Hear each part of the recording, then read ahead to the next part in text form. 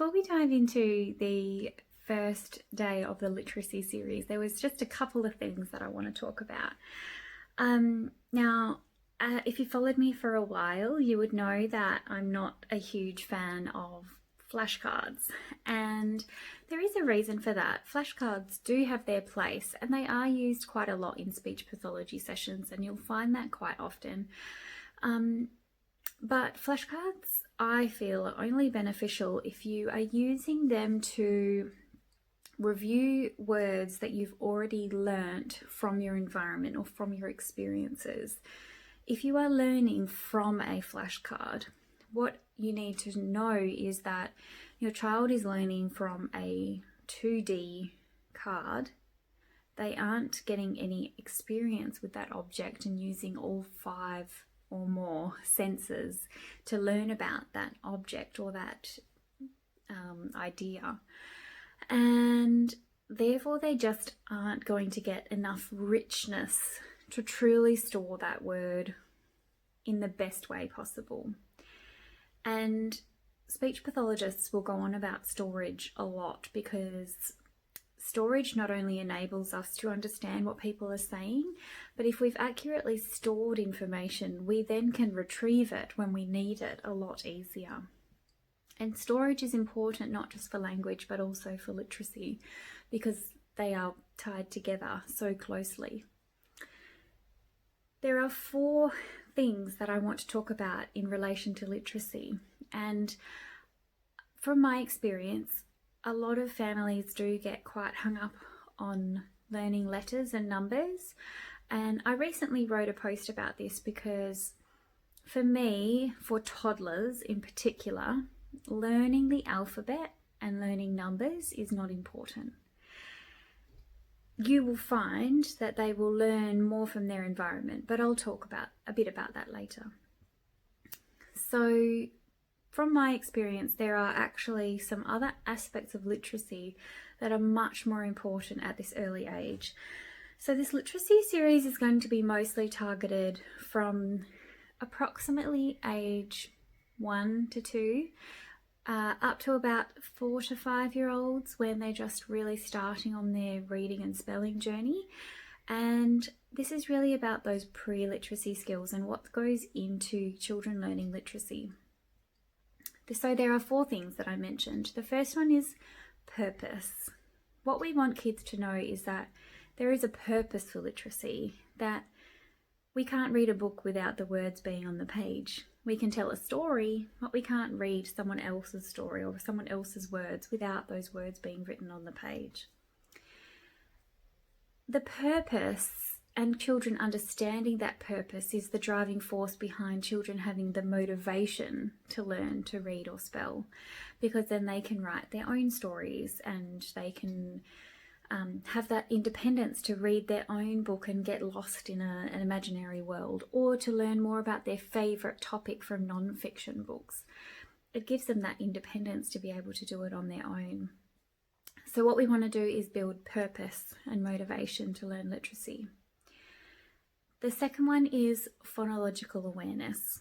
More and more people are used to this term now, especially if your kid's gone through school in the last 5 years.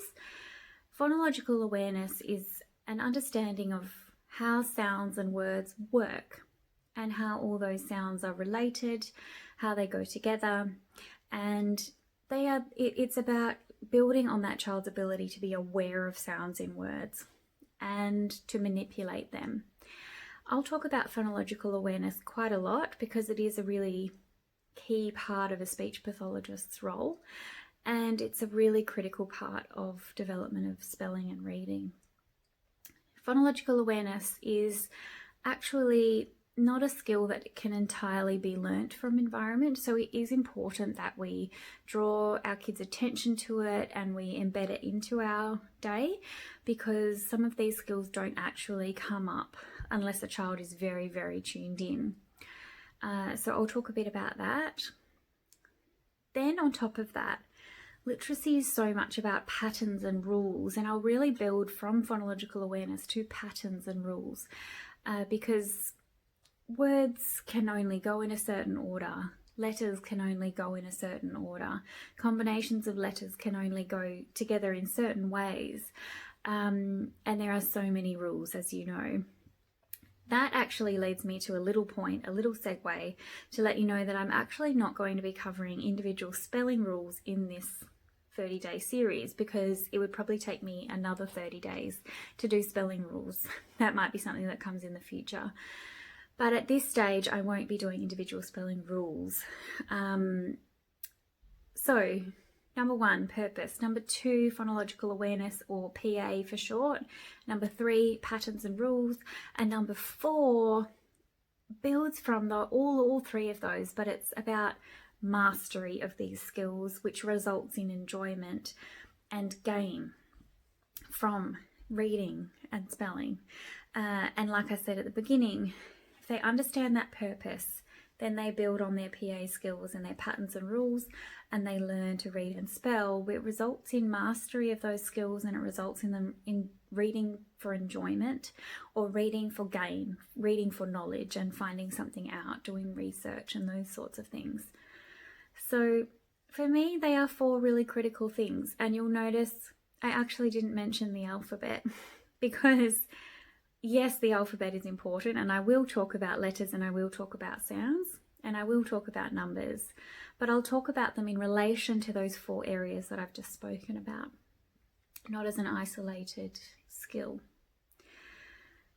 Speech pathologists go on a lot about sounds. Sounds are very, very important, and reading and spelling, to be able to do them, we need to know what sounds we are making and what sounds the letters make.